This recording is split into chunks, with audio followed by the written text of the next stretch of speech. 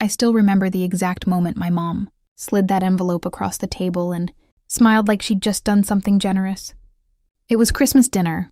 Everyone was laughing, glasses clinking, and then she said, "I thought I'd give a small reward to everyone who helps around here." At first, I thought it was sweet, until I opened mine and saw $20. 20.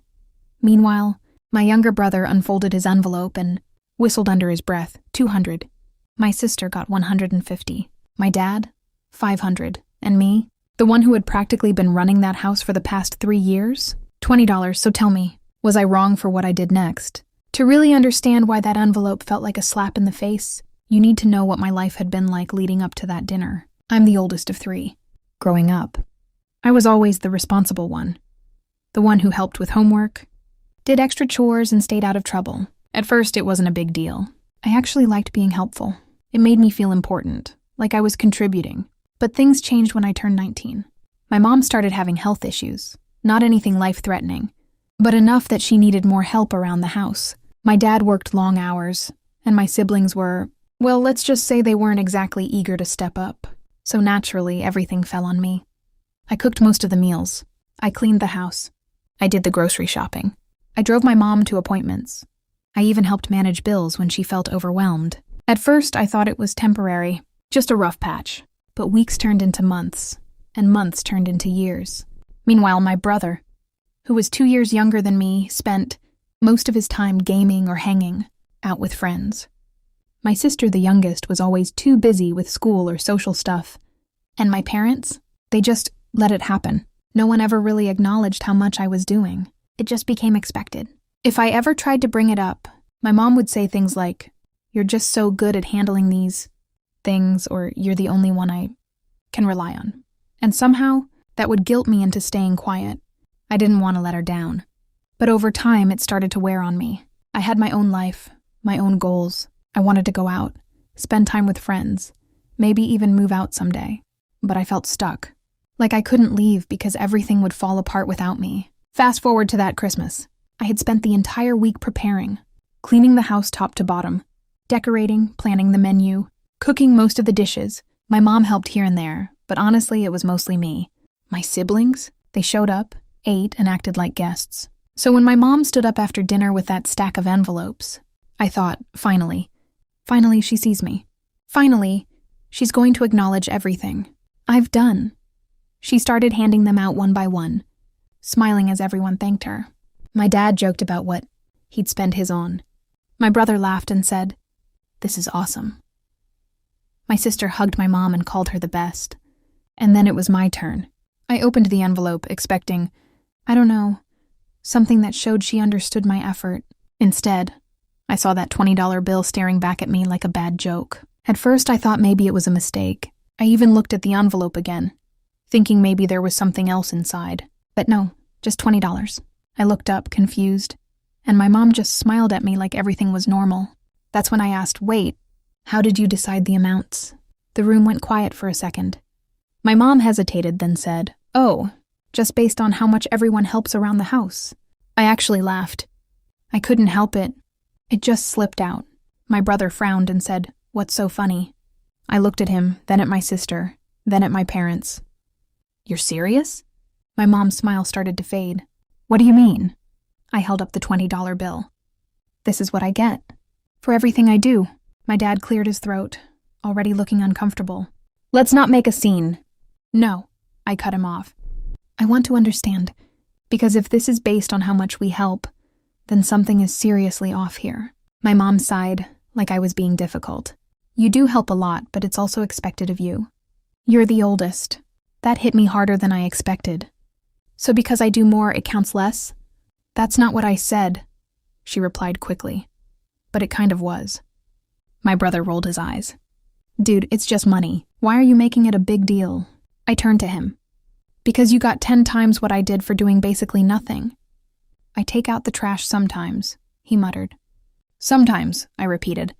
"Wow, yeah, that definitely equals everything I do daily." My sister chimed in.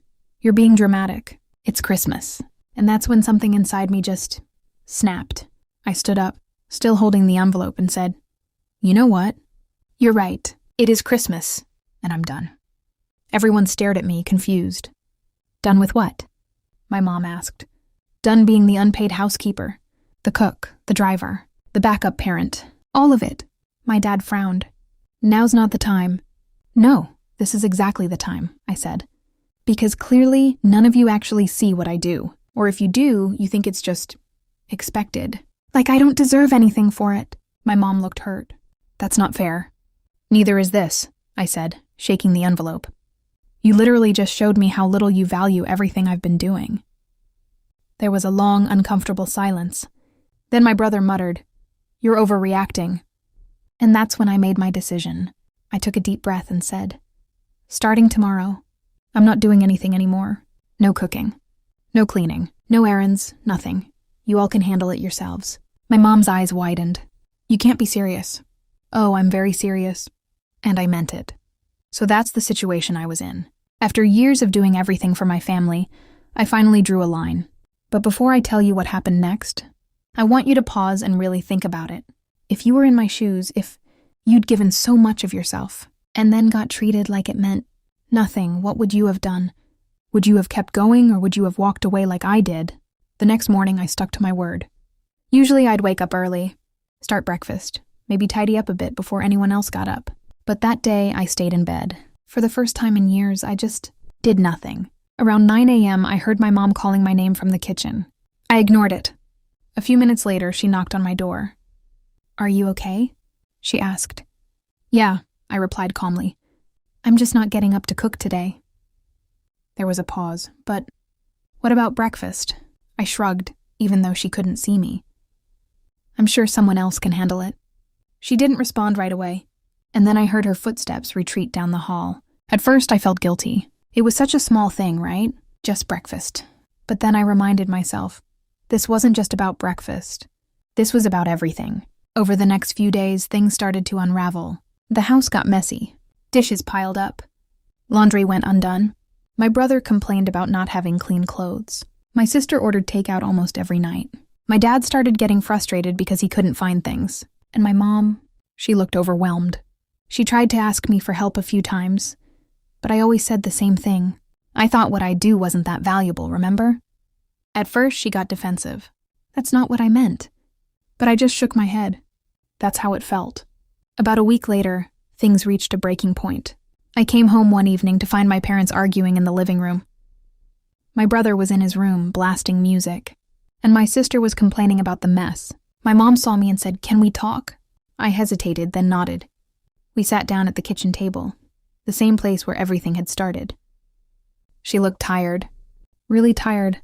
"I didn't realize how much you were doing," she admitted quietly. I didn't say anything. I thought, I don't know, I guess I just got used to it. And I shouldn't have. There was a long pause. "That envelope," she continued, "was supposed to be a nice gesture. But I see now how unfair it was."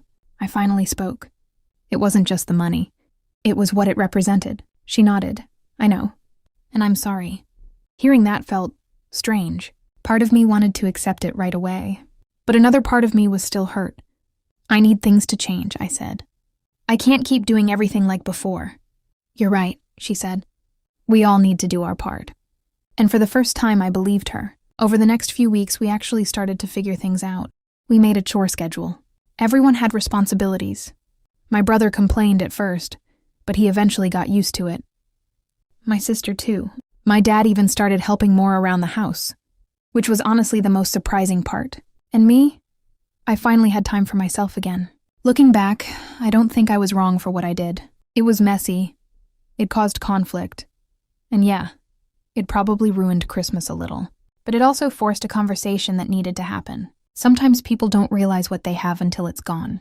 And sometimes you have to stop giving so much just to show them what it was worth. So if you've ever felt undervalued, overlooked, or taken for granted, just know you're not alone.